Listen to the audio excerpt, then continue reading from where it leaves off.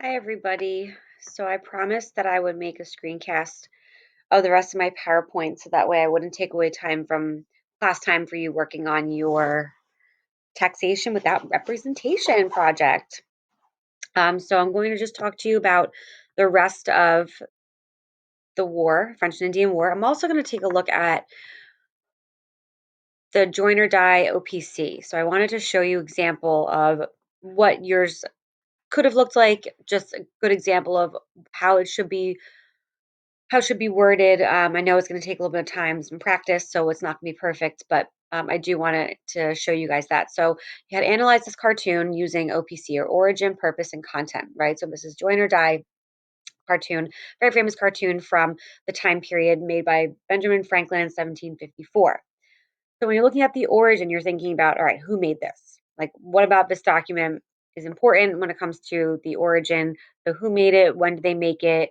Where was it published? When was it published? That kind of a thing. So we're looking at the origin. I pretty much gave you what you could write for the origin, right? So it's pretty much this beginning part up to 1754. So how you can word it when you're writing an origin, when you're writing an OPC paragraph. You would say the origin, making sure to underline the word so that you know that you have gotten the origin in the paragraph. The origin of the source is a political cartoon known as Join or Die, published by Benjamin Franklin in his newspaper, the Pennsylvania Gazette, in 1754. So that's the origin, right? Because the origin is who wrote it, when did they write it, if you have an idea of where they wrote it or where it was published, what it was published in, all that stuff's really important to put in there. So this is pretty much it for origin. Now this is a political cartoon. We'll look at other things and then that'll hopefully help you in the future understand how to do origin when it comes to a text document or maybe an image, that kind of a thing. But here's a basic origin and how you would write it when you're looking at a political cartoon. Okay. Sometimes you might not know where it was published, but a lot of times you will know if it's a cartoon, what newspaper it was published in and when, and then who the creator was. All right. So that's origin. Here's purpose. So the purpose is, okay, why did this person create this source? Why do they choose to create it in a certain format? Like, why did Ben Franklin decide to choose a political cartoon and not necessarily an editorial?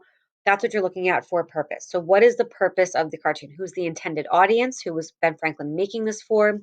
So, for purpose, you would say the purpose of the cartoon created by Ben Franklin or by Franklin was to get support for his plan for colonial union presented at the Albany Congress. That's the basic background, right? We know if this was a cartoon created by Franklin, and in the actual source that I gave you underneath it, it actually said this part. And many of you actually wrote this, right? To get support for his plan for colonial union presented at the Albany Congress. But that's where a lot of you guys stopped.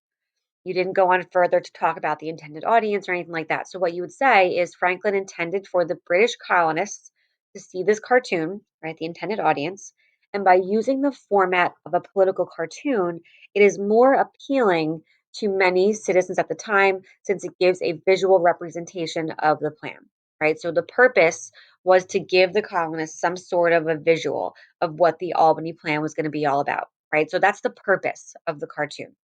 Okay. So we know that it was to get support for his colonial union, plan for his colonial union. We know that he was probably doing this for the British colonists because he's putting it in a newspaper. And he chose a political cartoon because it actually is a little more visually appealing than maybe writing an editorial about it, right? Or an article. So that'd be the purpose, right? Making sure that you underline purpose. There you go. So when it comes to content, this is where you're actually like writing down, okay, what is this source saying, right? So if it's a cartoon, you might have to analyze it a little bit more. So the content of the political cartoon is a snake that has been cut up into separate parts. Each part of the snake represents a different colony in the British colonies. That's what was represented by the different letters on the snake. Ben Franklin is conveying the message that if the colonies continue to function separately, then the colonies as they know it will ultimately die. The colonies must unite to form an intercolonial union to protect them in the coming war with France. The Albany Plan of Union would be the uniting factor. A lot of you wrote this in so many words, right? This is not what the answer should be for every single one of you. This is just an example. You're talking about the content. You're telling me exactly what the political cartoon is trying to say or is saying. All right. And in this case, talking about the Albany Plan of the Union. So by describing specifically what you see in the cartoon, you'll do really well with content, right? Not just saying it's a snake and it's cut up, right? Talking about what do those parts of a snake represent? What is Ben Franklin trying to say by using a snake? Those are all some examples of how you would do content. Okay. So if yours looks a lot like this, hey, great job. And some of you did an awesome job on this. And I'm going to go continue going through. I'm about halfway through. I'm making some comments on it and analyzing it for you a little bit. But that just kind of gives you an idea. So let's take a look at the war, shall we?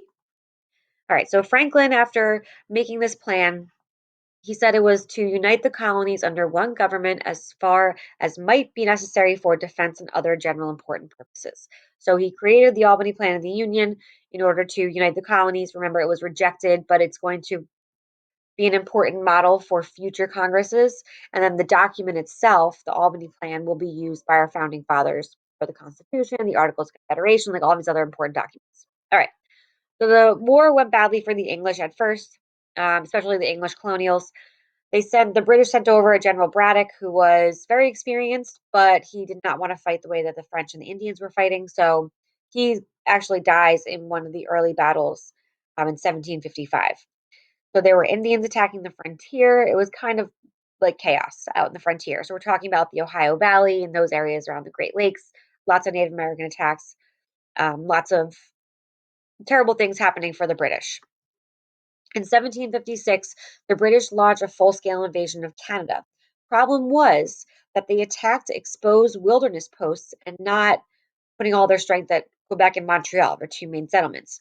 They're going to attack all these smaller random forts that really have no strategic purpose.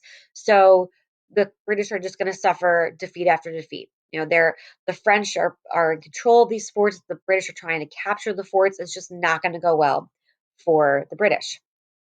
So as a result, England decides that they need a whole reconfiguration of what they're doing in the North American theater of the French and Indian War, right? So this whole 7 Years' War is going on. William Pitt is going to become the leader of the House of Commons. You can think of maybe a city that's going to be named after him eventually. He's really important. He is going to come in and say, we need to rethink this whole entire strategy that we have in North America. We're losing battles, it's not going well. So he proposes a new war strategy. Let's stop our attacks in the French West Indies. Let's not attack anymore. We don't need to focus on those islands. Let's concentrate instead on conquering Quebec and Montreal. Let's take the navy that we have in the French West Indies, take that navy and bring it up to Canada. And let's try to capture the two main settlements in North America, which is Quebec and Montreal. He also replaces the old, outdated military leaders who were not willing to change their tactics, and he replaces them with James Wolfe and then Jeffrey Amherst, who I don't know, I guess he got cut off, but Jeffrey Amherst is the other guy. So let's change our war strategy. Hopefully that'll help. Pitt also agrees to give money to the colonists if they use their own money to fight in the war, which really helps with morale in the colonies because they felt like the British were taking advantage of them. So this new strategy works. The first major battle that's won by the British is going to be September 14th, 1758. They are going to be successful in capturing Fort Duquesne, which was at the mouth of the Ohio, sorry, the forks of the Ohio River. They're going to rename it Fort Pitt after William Pitt. So there we go. This is an image showing the taking possession of Fort Duquesne. The French do burn down most of the fort, even though it's kind of hard to tell here. And so the British are going to have to rebuild a new fort. Here's showing you where Fort Duquesne was located, and then the British are going to build Fort Pitt in 1759. So the Ohio flows west, the Allegheny and the Monongahela are the two rivers that are going to flow into the Ohio. Here's just an image, it's kind of blurry, but it shows Fort Pitt being constructed right here. You can see some Native Americans, lots of Native Americans in the area, mostly Iroquois, so we're going to see that they're a little bit friendlier. This is the plan for the new fort at Pittsburgh, as you can see here, or Duquesne, November 1759. So they built this fort. Here's what it looked like at the time period. A settlement's going to start to spring up next to it. So Pittsburgh will eventually, will be the furthest west, what am I trying to say here? The most western settlement that the British are going to have once the war is over.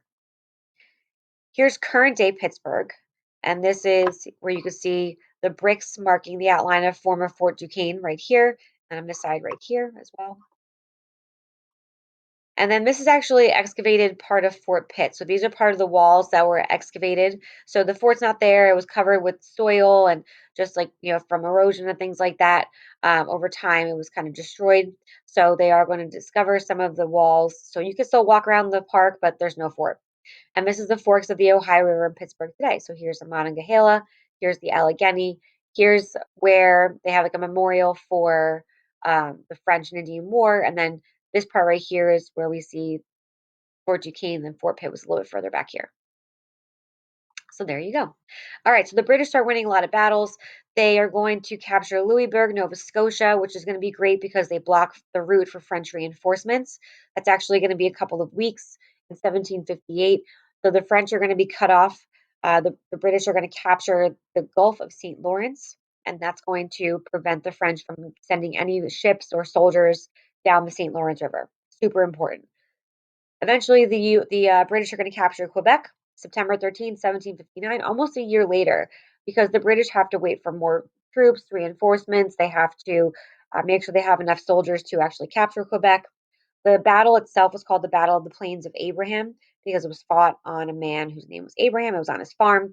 It was fought on a man, yeah. It was fought on the farm of a man with the last name of Abraham. So they are going to capture Quebec, which was part of their strategy. And then a year later, they capture Montreal. So it does take a little while in between each battle, but it's just planning and reinforcements and you know the navy, everything that they're going to need. So it takes a little while. So 1760 marks the end of the French Empire in North America. Here's some images. This is the siege of Louisburg. So that's Louisburg in the back. It was a fortress, which basically is like a fort with like a city around it. Here's another view. So this is Louisburg, and you can see the fleet was in the French fleet was there. French fleet's going to be surrounded. The Gulf of St. Lawrence is going to be captured by the British. Here's where Louisburg is. It's actually like on the coast here, but whatever. It was present day Nova Scotia. And what they did by capturing the Gulf of St. Lawrence, so Louisburg would be like right here. The Gulf of St. Lawrence is now controlled by the British. They blocked off the entrance to the St. Lawrence River so the French could not send down troops. Now, this is where the bulk of, like, this is where Quebec and Montreal are right here. So once the French cannot get any reinforcements, they're going to eventually be forced to surrender. So here's Louisburg today, the fortress. A lot of the buildings are still original. And here's another view of it. This is the barracks. This is all the Gulf of St. Lawrence back here. There's another view. It's a National Historic Site for Canada. And here's another view. You tell I like it. All right, and then this is the attack on Quebec. So the British Navy showed up, and they're going to start to fire on Quebec. They land soldiers. They have to climb up this cliff in order to get to the plains outside of the city of Quebec. So the British are going to climb up these walls, face the French over here in their blue uniforms. This is the Battle of the Plains of Quebec right here. All right, so the end of the war, Treaty of Paris. Here we go. Treaty of Paris was signed February 10th, 1763 by Great Britain, France, and Spain.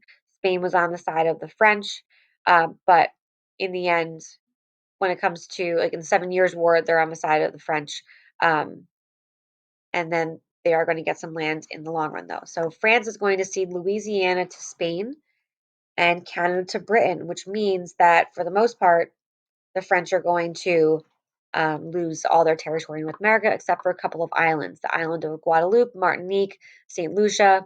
Um, there's another one. Oh, Haiti, uh, so which is the western portion of the island of Hispaniola. And uh-oh,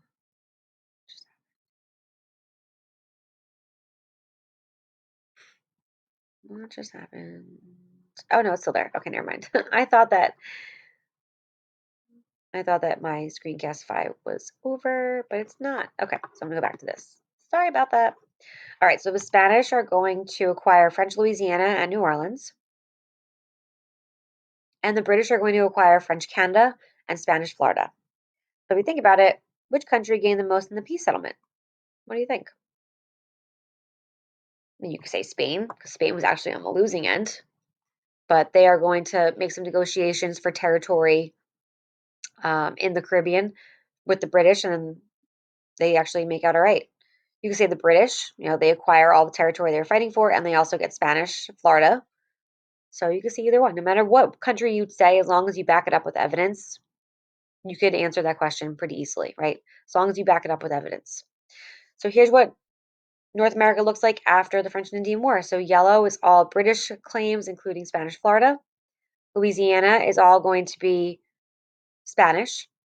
So the French are no longer in mainland North America, but they do have, which is Saint Domingue, which is present day Haiti, Guadeloupe, Martinique, and St. Lucia. And you can see the Russians are still over there a little bit, and this is all what they call unexplored. Okay. All right. So effects of the war. British gained supremacy in North America and as a naval power. Tensions between the colonists and the British are going to increase. Both sides don't really like each other. They're not really crazy about each other. The colonies no longer fear attacks by the French or the Spanish, so they don't feel like they need an army there. But there is going to be an army that remains in North America to just kind of pick up the pieces after the war, and that's going to cause some tension. The biggest effect of the war, and this is what you guys are focusing on now with your project, Britain gained more territory, but at tremendous expense, causing the need to raise revenue and consolidate control over the colonies. Okay, so the British are going to be severely in debt after North American theater of the French Indian War and then also the 7 Years' War in Europe. They need to make money back, right? So the colonies also put their own money into the war. But now the British are saying, well, we need to raise money, we need to consolidate control. So, what can we foreshadow from this effect of the war? Maybe some new taxes, maybe some acts that are going to affect the colonies, right? So this is the biggest effect of the war, where the British gains more territory, but they're really far in debt, and they realize that the colonies were kind of functioning on their own, and they didn't really need the British. But that's not a good thing because the British want the colonies to they want the colonies to need Great Britain, right, for trade and for other things. So the British decide that they need a complete reorganization of their North American colonies.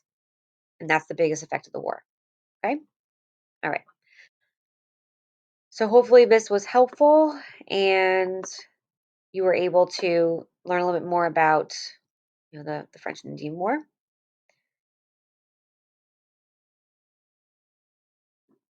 And I'll see you guys tomorrow. Have a good night.